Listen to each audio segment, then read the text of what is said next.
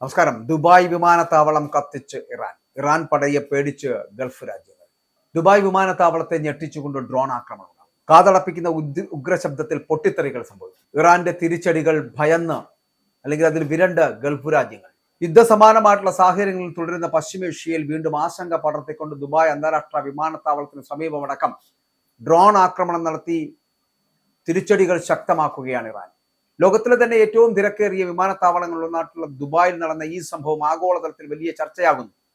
Dubai അന്താരാഷ്ട്ര വിമാനത്താവളത്തിന്റെ പരിസരത്ത് ഈ പുലർച്ചയോടുകൂടിയാണ് ആക്രമണം ഉണ്ടായത്. വിമാനത്താവളത്തിന് കിലോമീറ്ററുകൾ മാത്രം അകലെയുള്ള ഒരു ഭാഗത്ത് ഡ്രോൺ പതിച്ച് വലിയ ശബ്ദത്തോടെ സ്ഫോടനം ഉണ്ടായതായിട്ടുള്ള റിപ്പോർട്ടുകളാണ് നൽകുന്നത്. സ്ഫോടനത്തെ തുടർന്ന് വിമാനത്താവളത്തിന്റെ പ്രവർത്തനം താൽക്കാലികമായി നിർത്തിവെച്ചു.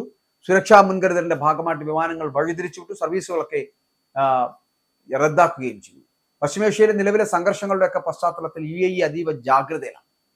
ഇറാൻ ഇസ്രായേൽ സംഘർഷം കടുക്കുന്നതിനിടെ ദുബായ് വിമാനത്താവളം ലക്ഷ്യമാക്കി ഇത്തരം ഒരു ആക്രമണ നീക്കം അത് നടന്നിരിക്കുന്നത് തന്നെ ഗൗരവകരമായിട്ടുള്ള വിഷയമാണ്. എന്നാൽ ഡ്രോൺ വിക്ഷേപിച്ചത് എവിടെ നിന്നാണെന്നോ ഇതിന് പിന്നിൽ ഏത് ഗ്രൂപ്പാണെന്നോ എന്ന കാര്യത്തിൽ ഔദ്യോഗികമായിട്ടുള്ള സ്ഥിരീകരണം വന്നിട്ടില്ല. UAE പ്രതിരോധ മന്ത്രാലയം സംഭവത്തെക്കുറിച്ച് വിശദമായിട്ടുള്ള അന്വേഷണം ആരംഭിച്ചിട്ടുണ്ട്. ആക്രമണത്തെ തുടർന്ന് ദുബായിലെയും അബുദാബിയിലെയും തന്ത്രപ്രധാന കേന്ദ്രങ്ങളിൽ സുരക്ഷ ശക്തമാക്കി. വ്യോമാതിർത്തിയിൽ നിരീക്ഷണവും വർദ്ധിപ്പിച്ചിരിക്കുന്നു. കൂടുതൽ ഡ്രോൺ പ്രതിരോധ സംവിധാനങ്ങൾ ഏർപ്പെടുത്തിയിരിക്കുന്നു. ലോകത്തിലെ വിവിധ ഭാഗങ്ങളിൽ നിന്നുള്ള വിമാനങ്ങൾ ദുബൈയിലേക്ക് എത്തുന്ന സമയമാണ്. ആ സമയത്തായിരുന്നു ഈ ആക്രമണം നടന്നത്. ഇന്ത്യയിൽ നിന്നുള്ള വിമാനങ്ങൾ ഉൾപ്പെടെ പലതും മസ്കറ്റിലേക്കും മറ്റ് സമീപ വിമാനത്താവളങ്ങളിലേക്കും വഴിതിരിച്ചു. മണിക്കൂറുകൾക്ക് ശേഷം സുരക്ഷാ പരിശോധനകൾ പൂർത്തിയാക്കിയാണ് വിമാനത്താവളം ഭാഗികമായിട്ട് പ്രവർത്തനം പുനരാരംഭിച്ചത്. എയർലൈനുകൾ യാത്രക്കാർക്ക് പ്രത്യേക നിർദ്ദേശങ്ങൾ നൽകുകയും ചെയ്തു. മിഡിൽ ഈസ്റ്റിലെ സാമ്പത്തിക ഹബ്ബായിട്ടുള്ള ദുബായിൽ നടക്കുന്ന ഇത്തരം ആക്രമണങ്ങൾ ആഗോള വിപണിയെയും എണ്ണവിലയെയും ബാധിക്കുവാൻ സാധ്യതയുണ്ട് എന്നതാണ്. നേരത്തെയും ഹൂതി വിമതർ UAEക്ക് നേരെ ഡ്രോൺ ആക്രമണ ഭീഷണി മുഴക്കിയിരുന്നു. ഇറാനിലെ നിലവിലെ രാഷ്ട്രീയ സാഹചര്യങ്ങളും ഈ ആക്രമണത്തിന് പിന്നിൽ ഉണ്ടാകുമോ എന്ന ആശങ്കയും ഇതിനോടൊപ്പം ഉയർന്നു വരുന്നുണ്ട്.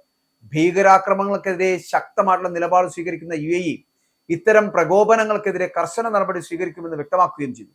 ജനങ്ങൾ പരിഭ്രാന്തരാകേണ്ടതില്ല എന്നും ഔദ്യോഗിക അറിയിപ്പുകൾ മാത്രം ശ്രദ്ധിക്കണമെന്നുമാണ് ദുബായ് പറയുന്നത്, ദുബായിലെ അധികൃതർ പറയുന്നത്. അതേസമയം ലോകം നശിക്കുമോ എന്ന ചോദ്യമാണ് ഇപ്പോൾ സാമ്പത്തിക വിദഗ്ധരുടെ മനസ്സിലുണ്ടാകുന്നത്.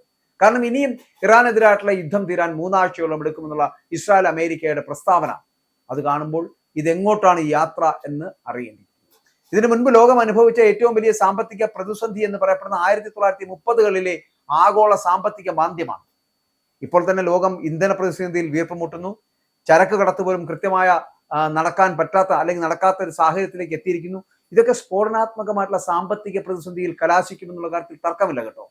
വിലക്കയറ്റവും പണപ്പെരുപ്പവും ഇന്ധനക്ഷാമവും കൂടി ലോകത്തെ വലിയ ദുരന്തത്തിലേക്ക് എത്തിക്കും എന്നുള്ള കാര്യത്തിലും തർക്കമില്ല.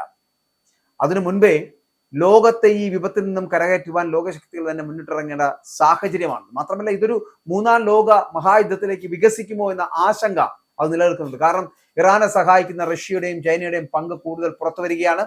ഇത് ഭാവിയിൽ വലിയ ഏറ്റുമുട്ടലിലേക്ക് നയിക്കപ്പെടുമോ എന്നുള്ള ആശങ്ക അടക്കമുണ്ട്. അപ്പോൾ ഇങ്ങനെ ഈ യുദ്ധം അവസാനിക്കുന്നില്ല എന്നുണ്ടെങ്കിൽ ഇറാനും ഇസ്രായേലും അമേരിക്കയും തമ്മിലുള്ള യുദ്ധം മാത്രമായിരിക്കില്ല ഇത്. ഞാൻ ആദ്യം സൂചിപ്പിച്ചതുപോലെ റഷ്യയുടെ ഇടപെടൽ, ഒപ്പം തന്നെ ചൈനയുടെ ഇടപെടൽ, ഫ്രാൻസിന്റെയും ബ്രിട്ടന്റെയും ഇടപെടലുകളൊക്കെ ഇതിനകത്ത് ഉണ്ടാകുമ്പോൾ ഇതൊരു 3ാം ലോക മഹായുദ്ധത്തിലേക്ക് എത്തിച്ചേരുമോ എന്ന് ആശങ്കപ്പെടേണ്ടിയിരിക്കുന്നു.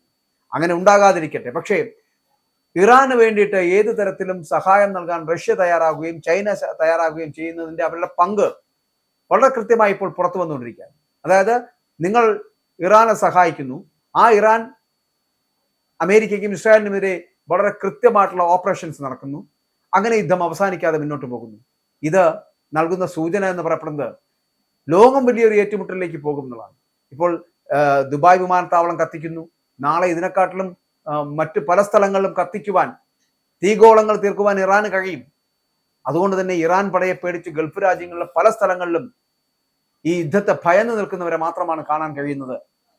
ഇറാന്റെ ഈ മുന്നോട്ടുള്ള യാത്രയ്ക്ക് ചിലപ്പോൾ അവർക്ക് ഊർജം നൽകുന്നത് റഷ്യയും ചൈനയും ആയിരിക്കും എന്നുള്ള കാര്യത്തിൽ തർക്കമില്ല. പക്ഷേ എന്തു തന്നെയായാലും ഈ യുദ്ധം അവസാനിക്കേണ്ടതാണ്. ഇല്ല എന്നുണ്ടെങ്കിൽ ഇറാൻ ഇനിയും US സൈനിക താവളങ്ങൾ എന്ന് പറയപ്പെടുന്ന പല മേഖലകളും അല്ലെങ്കിൽ ഗൾഫ് രാജ്യങ്ങളിലെ പല സ്ഥലങ്ങളും കത്തിക്കുമെന്നുള്ള കാര്യത്തിൽ തർക്കമില്ല.